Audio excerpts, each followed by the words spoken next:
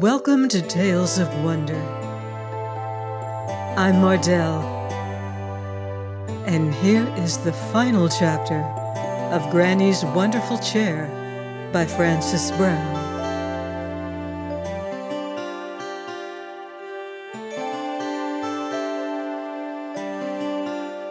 Chapter 6, Prince Wisewit's Return.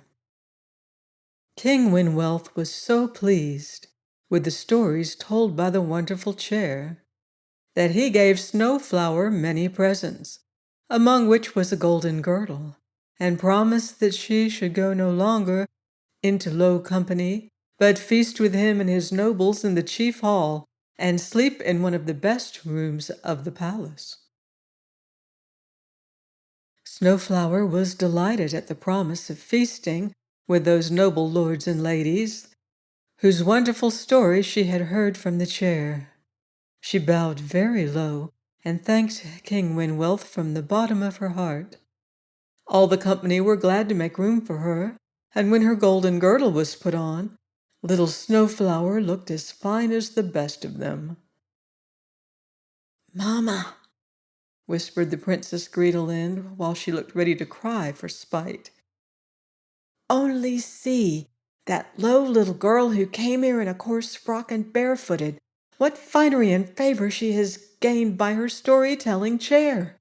All the court are praising her and overlooking me, though the feast was made in honor of my birthday. Mamma, I must have that chair from her. What business has a common little girl with anything so amusing?" "So you shall, my daughter," said Queen Wantall, for by this time she saw that King Winwealth had, according to custom, fallen asleep on his throne. So calling two of her pages, Screw and Hard Hands, she ordered them to bring the chair from the other end of the hall where Snowflower sat, and at once made it a present to Princess Greedelind. Nobody in that court ever thought of disputing Queen Wantall's demands, and poor Snowflower sat down in a corner to cry, while Princess Greedelind, putting on what she thought a very grand air, laid down her head on the cushion, saying, "Chair of my grandmother, tell me a story."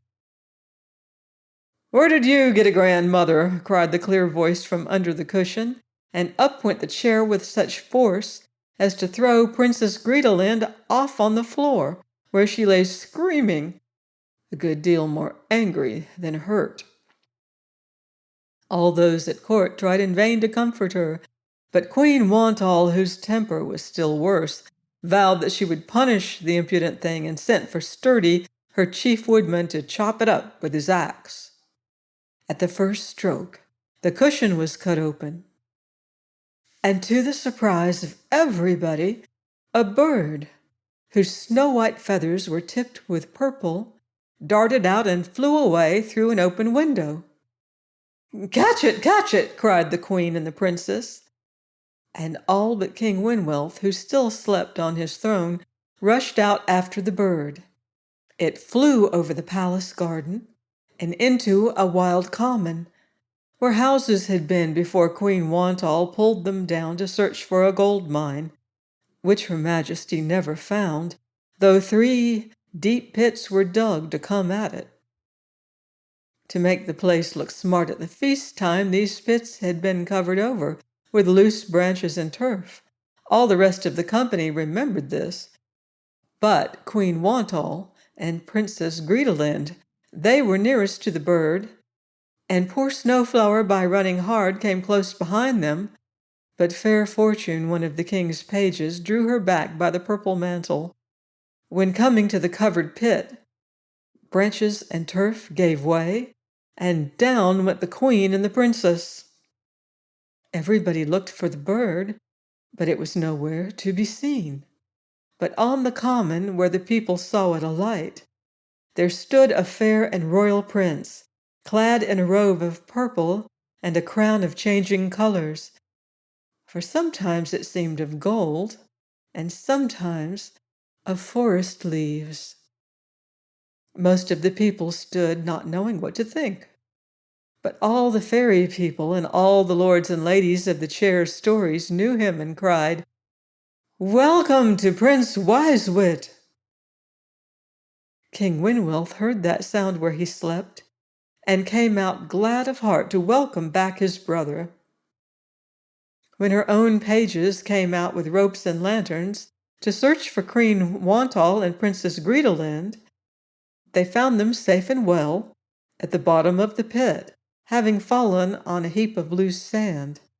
The pit was of great depth, but some daylight shone down, and whatever were the yellow grains they saw glittering among the sand, the queen and the princess believed it was full of gold. They called the miners false knaves, lazy rogues, and a score of bad names beside, for leaving so much wealth behind them, and utterly refused to come out of the pit, saying that since Prince Wisewit was come, they could find no pleasure in the palace, but would stay there and dig for gold, and buy the world with it for themselves.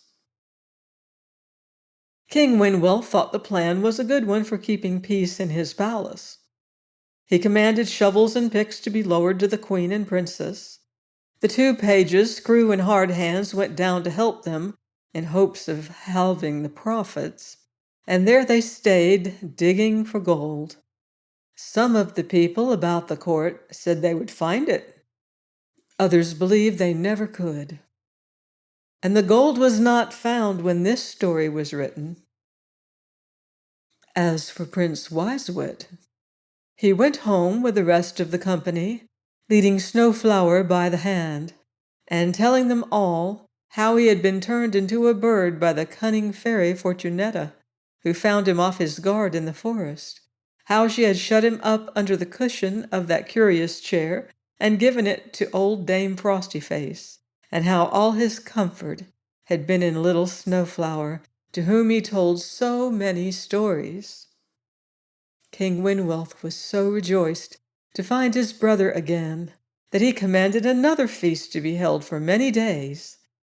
All that time the gates of the palace stood open, all comers were welcome, all complaints heard. The houses and lands which Queen Wantall had taken away were given back to their rightful owners. Everybody got what they wanted most. There were no more noises of strife without nor discontents within the palace, and on the last day of the feast, who should arrive but Dame Frostyface, in her gray hood and cloak. Snowflower was right glad to see her grandmother, so were the king and prince, for they had known the dame in their youth. They kept the feast for a few days more, and when it was ended, everything was right in the kingdom. King Winwelth and Prince Wisewit reigned once more together, and because Snowflower was the best girl in all that country, they chose her to be the heiress, instead of Princess Greedelind. From that day forward she wore white velvet and satin. She had 7 pages, and lived in the grandest part of the palace. Dame Frostyface, too, made a great lady. They put a new velvet cushion on her chair, and she sat in a gown of gray cloth, edged with gold, spinning on an ivory wheel in a fine painted parlor. Prince Wisewit built a great summer house covered with vines and roses on the spot where her old cottage stood. He also made a highway through the forest, that all good people might come and go there at their leisure, and the cunning fairy Fortunetta, finding that her reign was over in those parts, set off on a journey round the world, and did not return in the time of this story. Good boys and girls who may chance to read it, that time is long ago. Great wars, work, and learning have passed over the world since then, and changed all its fashions. Kings make no 7-day feasts for all comers now. Queens and princesses, however greedy, do not mine for gold. Chairs tell no tales. wells work no wonders, and there are no such doings on hills and forests, for the fairies dance no more. Some say it was the hum of schools, some think it was the din of factories that frightened them. But nobody has seen them for many a year, except it is said one Hans Christian Andersen in Denmark, whose tales of the fairies are so good that they must have been heard from themselves.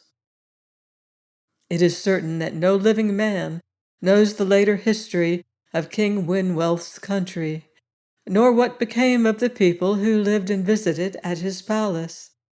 Yet there are people who believe that the king still falls asleep on his throne and into low spirits in the evening, that Queen Wantall and Princess Greedelind have found the gold and begun to buy, that Dame Frostyface yet spins, they cannot tell where, that Snowflower may be still seen at the New Year's time in her dress of white velvet, looking out for the early spring, that Prince Wisewood has somehow fallen under a stronger spell and a thicker cushion, that he still tells stories to Snowflower and her friends, and when cushion and spell are broken by another stroke of Sturdy's hatchet, which they expect will happen sometime, the prince will make all things right again and bring back the fairy times to the world.